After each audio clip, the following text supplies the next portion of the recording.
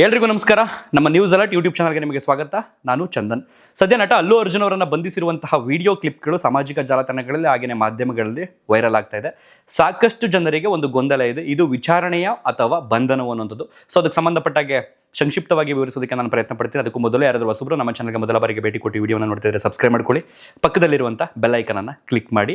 ಗಡ್ಡ ಮೀಸೆಲ್ಲದ ಮುಖವನ್ನು, ಕೂದಲು ಇಲ್ಲದ ತಲೆಯನ್ನು ಒಂದಷ್ಟು ದಿನ ಅಡ್ಜಸ್ಟ್ ಮಾಡ್ಕೊಳ್ಳಿ. ಮೇಲ್ಕೋಟೆಗೆ ತಲೆಮಡಿ ಕೊಟ್ಬಿಟ್ಟು ಬಂದೆ, ಹಾಗಾಗಿ ಒಂದು 4-5 ದಿನದಿಂದ ಯಾವುದೇ ವಿಡಿಯೋಗಳನ್ನ ಮಾಡ್ತಿರಲಿಲ್ಲ. ಒಂಚೂರು ಬರಲಿ ಗಡ್ಡ ಅಂತ. ಸೊ ಒಂಚೂರು ಕಾಣಿಸ್ಕೊಂಡಿದೆಯಲ್ಲ, ಇನ್ನು ಮುಂದೆ ವಿಡಿಯೋಗಳನ್ನ ನಿರಂತರವಾಗಿ ಮಾಡ್ತೀನಿ. ಯಾವ ಪ್ರಕರಣಕ್ಕೆ ಸಂಬಂಧಪಟ್ಟಾಗೆ ನಟ ಅಲ್ಲು ಅರ್ಜುನ್ ಅವರನ್ನ ಅರೆಸ್ಟ್ ಮಾಡಿದ್ದಾರೆ ಅನ್ನುವಂಥದ್ದು ಸಾಕಷ್ಟು ಜನರಿಗೆ ಇರುವಂಥ ಒಂದು ಕ್ಯೂರಿಯಾಸಿಟಿ.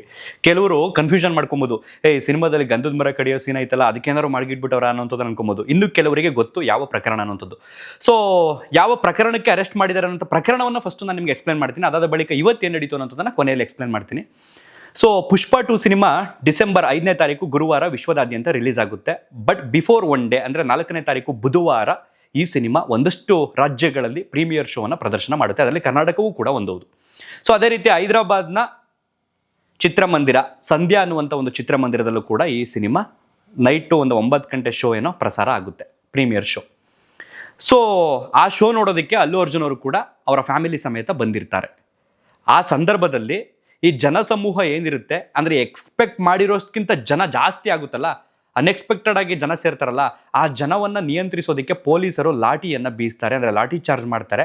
ಆ ಸಂದರ್ಭದಲ್ಲಿ ಎದುರಿದಂಥ ಜನ ಅಂದರೆ ಚಲ್ಲಾಪಿಲ್ಲೆ ಓಡ್ತಾರಲ್ಲ, ಆ ಸಂದರ್ಭದಲ್ಲಿ ಕಾಲು ತುಳಿತಕ್ಕೆ ಸಿಕ್ಕಿ ಒಂದಷ್ಟು ಜನ ನೋವನ್ನು ಅನುಭವಿಸ್ತಾರೆ. ಅದರಲ್ಲಿ ಒಂದು ಮಗು ಅಸ್ತವ್ಯಸ್ತ ಅಂದರೆ ಅಸ್ವಸ್ಥ ಆಗುತ್ತೆ. ರೀಸನ್ ಏನು ಅಂತಂದರೆ ಕಾನ್ಸಿಯಸ್ ಆಗುತ್ತೆ ಮಗು. ಅಷ್ಟು ಜನರನ್ನು ನೋಡಿ ಗಾಬರಿ ಆಗುವಂಥದ್ದು ಒಂದು 10 ವರ್ಷದ ಒಂದು ಹುಡುಗ. ಸೊ ಆ ಮಗುವನ್ನು ಪೊಲೀಸರು ಎತ್ಕೊಂಡು ಓಡ್ ಬಂದು ಪ್ರಥಮ ಚಿಕಿತ್ಸೆ ಕೊಡುವಂಥದ್ದು, ಗಾಳಿ ಬೆಳಕು ಇರುವಂಥ ಕಣ್ಗೊಂದು ಗಾಳಿ ಬೀಸುವಂಥದ್ದು, ಈ ರೀತಿ ಮಾಡಿರ್ತಾರೆ. ಆ ವಿಡಿಯೋ ವೈರಲ್ ಆಗಿದ್ದನ್ನು ನೀವು ಗಮನಿಸಿರ್ತೀರಿ. ಎಷ್ಟೋ ಜನ ಅನ್ಕೊಂಡ್ಬಿಟ್ಟಿದ್ರು ನಾನು ಸೇರಿದಂತೆ ಆ ಮಗು ತೀರೋಯ್ತೇನೋ ಅಂತ. ಬಟ್ ಪ್ರೆಸೆಂಟ್ ಆ ಮಗು ಬದುಕಿದೆ. ಆದರೆ ದುರಾದೃಷ್ಟವಶಾತ್ ಆ ಮಗುವಿನ ತಾಯಿ ರೇವತಿ ಅನ್ನುವಂಥವ್ರು 35 ವರ್ಷದ ಯುವತಿ ಸಾವನ್ನಪ್ತಾರೆ ಇದೇ ಪ್ರಕರಣದಲ್ಲಿ. ಅದಕ್ಕೆ ಸಂಬಂಧಪಟ್ಟಾಗೆ ಚಿಕ್ಕಡಪಲ್ಲಿ ಪೊಲೀಸರು ಏನು ಮಾಡಿದ್ದಾರೆ, FIR ಅನ್ನು ಹಾಕ್ಕೊಂಡು ಈ ಸಿನಿಮಾ ಥಿಯೇಟರ್ ಏನಿತ್ತು ಸಂಧ್ಯಾ ಚಿತ್ರಮಂದಿರದವರು ಅವರನ್ನು ಅರೆಸ್ಟ್ ಮಾಡ್ತಾರೆ, ಅದಕ್ಕೆ ಸಂಬಂಧಪಟ್ಟ ಆಡಳಿತ ಮಂಡಳಿಯನ್ನು. ಹಾಗೆಯೇ ಅಲ್ಲು ಅರ್ಜುನ್ ಅವರ ಭದ್ರತಾ ಸಿಬ್ಬಂದಿ ಏನಿದೆ ಅವರನ್ನು ಕೂಡ ಅರೆಸ್ಟ್ ಮಾಡ್ತಾರೆ. ಸೊ ಇದು ಮ್ಯಾಟ್ರು. ಈ ಹೈದರಾಬಾದ್ನ ಸಂಧ್ಯಾ ಥಿಯೇಟರ್ ಇದೆಯಲ್ಲ, ಆ ಥಿಯೇಟರ್ನ ಸೀಟಿಂಗ್ ಕೆಪಾಸಿಟಿ ಬಂದು 1300 ಹಬ್ಬ ಅಂತಂದರೆ, ಅಲ್ಲು ಅರ್ಜುನ್ ಅವರು ಸಿನಿಮಾ ನೋಡೋದಕ್ಕೆ ಬರ್ತಾವ್ರೆ ಅಂತ ಮಾಹಿತಿ ಯಾವಾಗ ಹೋಗುತ್ತೆ ಆವಾಗ ಅಲ್ಲಿ ಸೇರಿದಂಥ ಜನರ ಸಂಖ್ಯೆ ಬಂದು 3000ದಿಂದ 4000 ಜನ. ಸೊ 1300 ಸೀಟ್ ಇರೋ ಥಿಯೇಟರ್ ಹತ್ರ 4000ದಿಂದ 3000 ಜನ ಬಂದು ಸೇರ್ಕೊಂಡ್ರೆ ಏನಾಗುತ್ತೆ? ಸಹಜವಾಗಿ ಯಾವುದೇ ಸಿನಿಮಾ ಮೊದಲು ಶೋ ರಿಲೀಸ್ ಆಗುತ್ತೆ ಅಂತಂದರೆ, ಪ್ರಥಮ ಶೋ ಆರಂಭ ಆಗುತ್ತೆ ಅಂತಂದರೆ, ಅದರಲ್ಲೂ ದೊಡ್ಡ ದೊಡ್ಡ ಸ್ಟಾರ್ ನಟರ ಸಿನಿಮಾಗಳು ಅಂತಂದರೆ ಹತ್ತಿರದ ಪೊಲೀಸ್ ಠಾಣೆಗೆ ಇವರು ಒಂದು ಮನವಿಯನ್ನು ಸಲ್ಲಿಸಿರ್ತಾರೆ, ಭದ್ರತೆಯ ನಿಯೋಜನೆಯನ್ನು ಅಳವಡಿಸ್ಕೊಳ್ಳಿ ಅಥವಾ ನಿಯೋಜಿಸ್ಕೊಳ್ಳಿ ಅಂತ ಹೇಳೋದಕ್ಕೆ. ಅದೇ ರೀತಿ ಆ ಹತ್ತಿರದ ಪೊಲೀಸ್ ಠಾಣೆಯವರು ಏನೊಂದು ನನ್ನ ಪ್ರಕಾರ ಒಂದು 10ರಿಂದ 15 ಜನ ಪೊಲೀಸ್ ಕೊಟ್ಟಿರ್ಬೋದಾ ಹಬ್ಬ ಅಂತಂದರೆ. ಯಾಕೆಂತಂದ್ರೆ ಅಲ್ಲು ಅರ್ಜುನ್ ಬರ್ತಾವ್ರೆ ಅಥವಾ ಇಲ್ಲ ಅನ್ನೋಂಥ ಮಾಹಿತಿಯನ್ನು ಅವ್ರು ತಿಳಿಸಿರ್ಬೇಕಲ್ಲ ಚಿತ್ರಮಂದಿರದವರು, ಇವ್ರು ತಿಳಿಸಿಲ್ಲ. ಸೊ ಒಂದು 10ರಿಂದ 15 ಜನ ಪೊಲೀಸರನ್ನು ನಿಯೋಜನೆ ಮಾಡಿರ್ತಾರೆ ಆ ಸಂದರ್ಭದಲ್ಲಿ.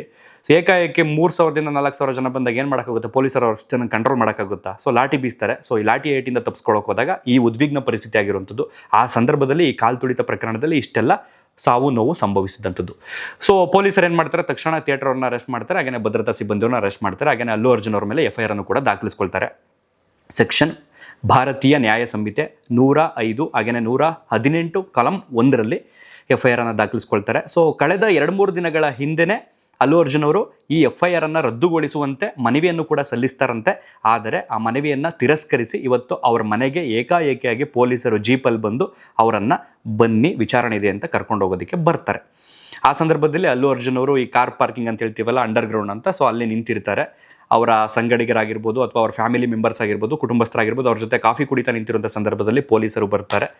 ಸೊ ಬಂದು ಈ ರೀತಿ ವಿಚಾರಣೆ ಇದೆ, ಇದಕ್ಕೆ ಸಂಬಂಧಪಟ್ಟಾಗಿ ನೀವು ಬರಬೇಕು ಅಂತ ಹೇಳ್ತಾರೆ. ಸೊ ಅವ್ರು 10 ನಿಮಿಷ ಬರ್ತೀನಿ ಅಂತ ಹೇಳ್ತಾರೆ. ಇಲ್ಲ, ನೀವು ಈಗ ಬರಲೇಬೇಕು ಅಂತ ಹೇಳಿದಾಗ ಅವರು ಕಾಫಿ ಕುಡಿತಿದ್ದಂಥ ಮಗನ್ನು ಕೊಟ್ಟು ಅವ್ರ ಧರ್ಮಪತ್ನಿಗೆ ಮುತ್ತು ಕೊಟ್ಟು ಧೈರ್ಯ ನೀಡಿ ನಾನು ಹೋಗಿ ಬರ್ತೀನಿ ವಿಚಾರಣೆಗೆ ಅಂತೇಳಿ ಜೀಪನ್ನು ಹತ್ಕೊಂಡು ಬರ್ತಾರೆ. ಸೊ ಕೆಲವರಿಗೆ ಒಂದು ಗೊಂದಲ ಇದೆ, ಇದು ಅರೆಸ್ಟಾ ಕೇವಲ ಎನ್ಕ್ವೈರಿನ ಅಂತ. ಸೊ ಎನ್ಕ್ವೈರಿ ಆದರೆ ಯಾವುದೇ ಒಂದು ಪ್ರಕರಣವನ್ನು ನೀವು ಗಮನಿಸಿರ್ತೀರಿ, ಈ ರೀತಿ ವಿಚಾರಣೆ ಇದೆ, ಇಂಥ ಪೊಲೀಸ್ ಸ್ಟೇಷನಿಂದ ನಾವು ಫೋನ್ ಮಾಡ್ತಾ ಇದ್ದೀವಿ ಬನ್ನಿ ಅಂತ ಹೇಳ್ತಾರೆ. ಅವ್ರು ಖಾಸಗಿ ವಾಹನದಲ್ಲಿ ಹೋಗ್ತಾರಾ ಅಥವಾ ನಡ್ಕೊಂಡು ಹೋಗ್ತಾರಾ ಅದು ವೈಯಕ್ತಿಕ. ಯಾವಾಗ ಪೊಲೀಸರು ಮನೆ ಬಾಗಿಲಿಗೆ ಬಂದು ಕರ್ಕೊಂಡು ಹೋಗ್ತಾರಲ್ಲ ಅದನ್ನು ಬಂಧನ ಅಂತ ಮೆನ್ಷನ್ ಮಾಡಿ ಹೇಳಬೇಕಾಗುತ್ತೆ. ಈಗ ಯಾಕೆಂದರೆ ಈಗಾಗಲೇ FIR ದಾಖಲಾಗಿದೆ 105, 118 ಕಾಲಂ 1 ಅಡಿಯಲ್ಲಿ. ಹಾಗಾಗಿ ಇದು ಬಂಧನವೇ ಸರಿ. ಬಂಧನ ಅನ್ನುವಂಥ ಶಬ್ದವನ್ನು ಬಳಸಿದ್ರೆ ತಪ್ಪಾಗೋದಿಲ್ಲ ವಿಚಾರಣೆ ಅನ್ನೋದಕ್ಕಿಂತ ಹೆಚ್ಚಾಗಿ. ಸೊ ನೋಡ್ಬೇಕೀಗ ಅಲ್ಲಿನ ಲೋಕಲ್ ಪೊಲೀಸರು ಅರೆಸ್ಟ್ ಮಾಡಿರೋದ್ರಿಂದ ಅಲ್ಲು ಅರ್ಜುನ್ ಅವರು ಏನು ಸ್ಟೇಟ್ಮೆಂಟ್ ಕೊಡ್ತಾರೆ. ನಾನು ಥಿಯೇಟರ್ ಸಿಬ್ಬಂದಿಗೆ ಬರುವಂಥದ್ದನ್ನು ತಿಳಿಸಿದ್ದೀನಿ, ಇದು ಥಿಯೇಟರ್ ಸಿಬ್ಬಂದಿಯ ಬೇಜವಾಬ್ದಾರಿತನದಿಂದ ಆಗಿರುವಂತಹ ಘಟನೆ ಅನ್ನೋಂಥದ್ದನ್ನು ಹೇಳ್ತಾರ, ಅಥವಾ ಅಲ್ಲು ಅರ್ಜುನ್ ಅವರು ನಮಗೆ ತಿಳಿಸೇ ಇಲ್ಲ ಅಂತ ಥಿಯೇಟರ್ನವ್ರು ಹೇಳ್ತಾರ, ಕಾದು ನೋಡಬೇಕು. ಓವರಾಲ್ ಆಗಿ ಹೇಳುವಂಥದ್ದು ಏನು ಅಂತಂದರೆ, ಅರೆಸ್ಟ್ ಆಗಿದ್ದಾರೆ, ಆಚೆ ಬರ್ತಾರೆ, ಇನ್ಫ್ಲೂಯೆನ್ಸ್ ಇರುತ್ತೆ, ದೊಡ್ಡವರು ಓಕೆ ಸೆಕೆಂಡ್ರಿ ಬಿಟ್ಟಾಕ್ಬಿಡೋಣ. ಬಟ್ ಈ ಘಟನೆಯಲ್ಲಿ 10 ವರ್ಷದ ಮಗು ಚಿಕಿತ್ಸೆ ಪಡ್ಕೊಳ್ತಾ ಇದೆ. ಆ ಮಗುಗೆ ಪ್ರೆಸೆಂಟ್ ಅವ್ರ ಅಮ್ಮ ಬದುಕಿದ್ದಾರೆ ಇಲ್ವೋ ಅನ್ನೋದು ಗೊತ್ತಿಲ್ಲ, ಕಾನ್ಸಿಯಸ್ ಇರಲ್ಲ, ವೆಂಟಿಲೇಟರಲ್ಲಿ ಚಿಕಿತ್ಸೆ ಕೊಡ್ತಾ ಇದ್ದಾರಂತೆ.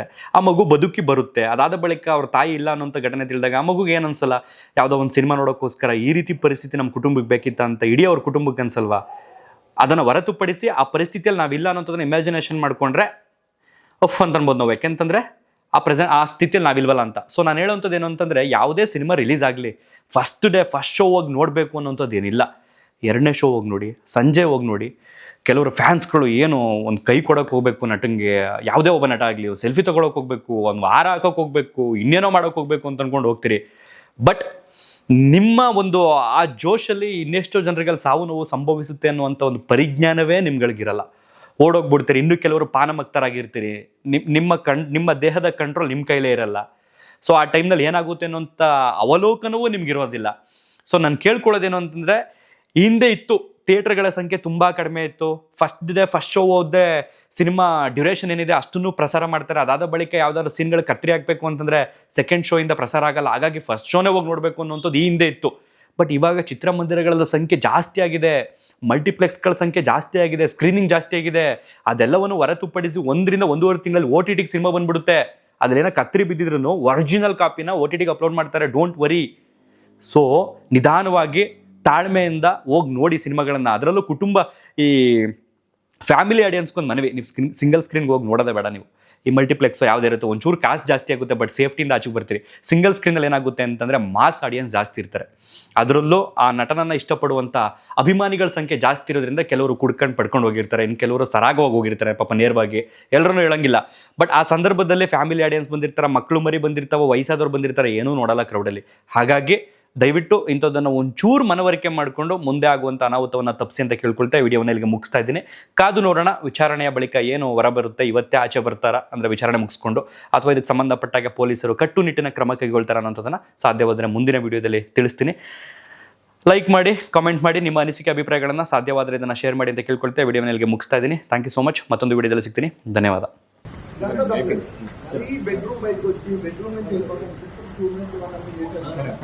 అది ఇది మీకు తప్పకుండా చెప్తున్నా, ఇది మంచి విషయం కాదు.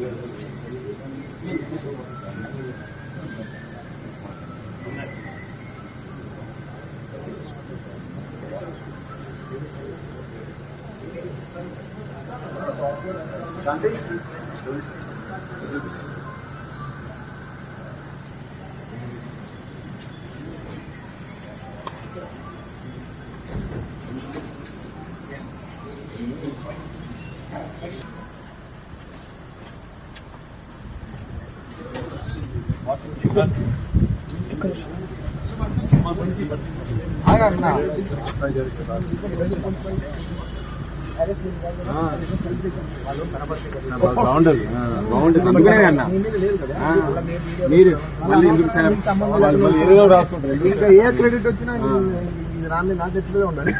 గుడ్ అయినా బ్యాడ్.